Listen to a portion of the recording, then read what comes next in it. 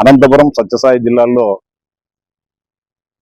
మధ్యాహ్న పాఠశాలలో సరఫరా చేసే మధ్యాహ్న భోజన పథకానికి సంబంధించి గుడ్లు చిక్కీలు సరఫరాలో అనేక రకాలైన అవకతవకలకు ఆర్థిక అవినీతికి పాల్పడుతున్న విషయాన్ని నేను డిసెంబరు జనవరి ప్రాంతంలో కొన్ని పాఠశాలలు సందర్శించినప్పుడు నా దృష్టికి రావడం జరిగింది.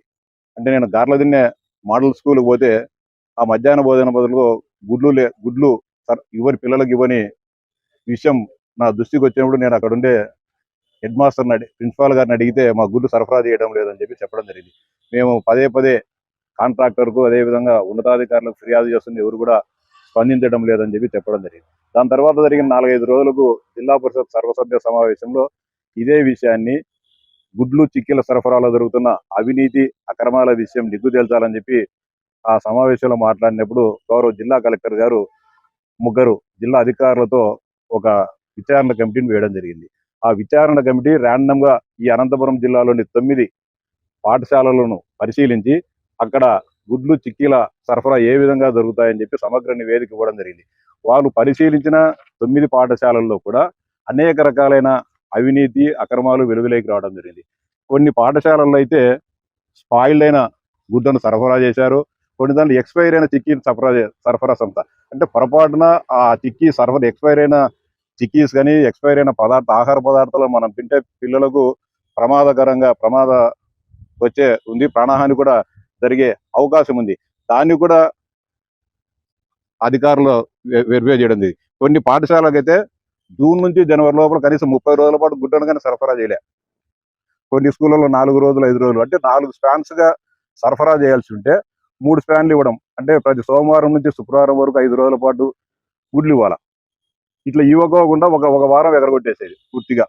ఇట్లా కాంట్రాక్టర్ ఒక రోజు గుడ్లు ఎగరగొట్టే జిల్లాలో 35 లక్షల రూపాయలు ఆ కాంట్రాక్టర్ మిగులుతుంది. అంటే 2 జిల్లాలలో దాదాపు 70 లక్షల రూపాయలు ఒక రోజు గుడ్డు ఎగరగొట్టే పిల్లలకు. చూసేదానికి మనం చిన్నగా ఉన్న కూడా ఒక రోజు గుడ్డు అయితే ఉంది, కానీ కాంట్రాక్టర్ ఒకటే రోజు 70 లక్షల రూపాయలు ఈ 2 జిల్లాల్లో కలిపి కాంట్రాక్టర్ కు మిగిలే పరిస్థితి. అంటే ఇంత దుర్మార్గం. అంటే 9 పాఠశాలను ర్యాండమ్ గా చెక్ చేసినప్పుడే ఇంత వాస్తవాలు బయటకు వస్తే ఈ ఉమ్మడి జిల్లాలో ఉండే ఇన్ని వేలాది పాఠశాలలు పరిశీలించినప్పుడు ఇంకా దారుణమైన దుర్మార్గకరమైన వాస్తవాలు వెలుగులోకి వచ్చే అవకాశం ఉంది.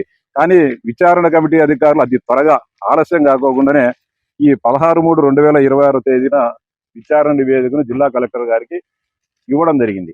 ఇచ్చి డిఈఓ గారికి ఇచ్చి దీని మీద చర్యలు తీసుకోమని చెబితే ఇంతవరకు కూడా చర్యలు తీసుకోలే. దీంట్లో స్పష్టంగా చెప్పడం జరిగింది, సంబంధిత ఏజెన్సీకి పెనాల్టీలు వేయండి, బ్లాక్ లిస్ట్ లో పెట్టమని చెప్తే ఈ నివేదికను రాష్ట్ర ఉన్నతాధికారులకు పంపించుకోకుండా ఇక్కడనే పెట్టుకొని మళ్ళీ అదే కాంట్రాక్టర్ ఇప్పుడు మళ్ళీ గతంలో ఎవరైతే కాంట్రాక్టర్గా ఉన్నారో అదే ఏజెన్సీనే మళ్ళీ ఈరోజు రావడం జరిగింది. అంటే ఇంత దుర్మార్గకరంగా, అంటే మొత్తం ఈ వ్యవస్థనే సంబంధిత ఏజెన్సీ కొంతమంది అధికారులు కలిసి మొత్తం అవినీతిమయం చేయడం జరిగింది. దీనికి సంబంధించి గతంలో ఎంఈఓ 2లు దీనిపైన పర్యవేక్షించడం జరుగుతుంది. మిడ్ డే మీల్స్ ను వారు కాంట్రాక్టర్కు చెప్తున్నారు, జిల్లా అధికారులకు ఎప్పటికప్పుడు అంటే గుడ్ల సరఫరాలో కానీ చిక్కీల సరఫరాలో వస్తున్న ఇబ్బందులు, సరఫరాలో సక్రమంగా లేదనే విషయాన్ని వారు ఎప్పటికప్పుడు చెప్తున్నా కూడా ఈరోజు ఎంఈఓ 2లకు అందరికీ కూడా సోకాజ్ నోటీసులు ఇవ్వడం జరిగింది.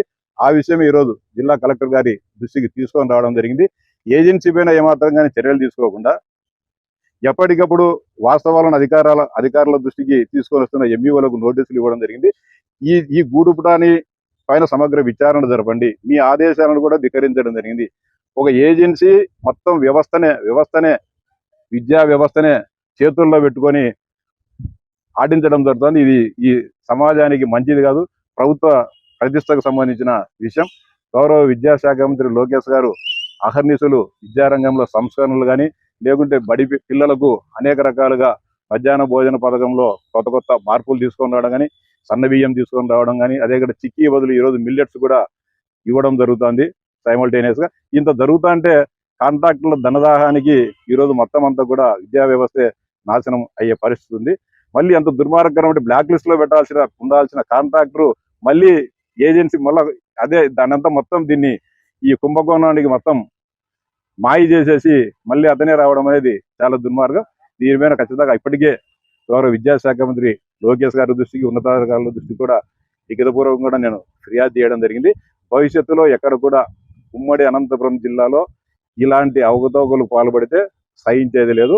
ఎంత దూరమైనా సరే విద్యార్థుల బంగారు భవిష్యత్తు కోసం వారికి ప్రభుత్వం ఏదైతే అందిస్తుందో వాటన్నిటిని కూడా సక్రమంగా అందే విధంగా చర్యలు తీసుకోవడం జరుగుతుంది. నేను కూడా ఎంఈఓలకు టీచర్లకు కూడా విన్నవించేది ఒకటే, మీరు ఎలాంటి ఒత్తిళ్లకు కానీ ఇంకో దానికి కూడా భయపడాల్సిన పని లేదు. మీకు ఏదైతే ప్రభుత్వం నిర్దేశించిన ప్రకారం ఏదైతే ఉంటుందో ఎగ్ సైజు కానీ ఎగ్ వెయిట్ కానీ చిక్కీస్ కానీ ఆ ఎక్స్పైరీ డేట్ కానీ చూసుకోండి. మీరు ఇబ్బంది పడాల్సిన అవసరం లేదు. ఆఖరుకు లాస్ట్కు వీళ్ళంతా కలిసి ఈ దుర్మార్గులంతా కలిసి టీచర్లను బలి చేసే పరిస్థితి కానీ ఉంటుంది. కాబట్టి మీరు కూడా దయచేసి మీకు అందరూ కూడా సవినయంగా విజ్ఞప్తి చేసేటట్టు మీకు ఏదైతే మీకు సప్లై చేశారో అదే రాయండి. మీకు ఏదైతే ఉందో మీరు లిఖితపూర్వకంగా ఎంఈఓలకు డిఈఓలకు మెసేజ్లు పెట్టండి. లిఖితపూర్వక కాపీ వాళ్ళకి పంపించేసి మీ దగ్గర పెట్టుకొని మీరు ఇబ్బంది పడాల్సిన పనిలే. మీరు ఖచ్చితంగా మీ మీ విధుల్లో మీరు చిత్తశుద్ధితో పనిచేసేటంత వరకు మేము మీకు అండగా ఉంటాం. ఎలాంటి ఇబ్బందులు రానిము. ఖచ్చితంగా ఎంఈఓ 2ల విషయం కూడా సానుకూలంగా పరిశీలించి కలెక్టర్ గారిని కోరడం జరిగింది.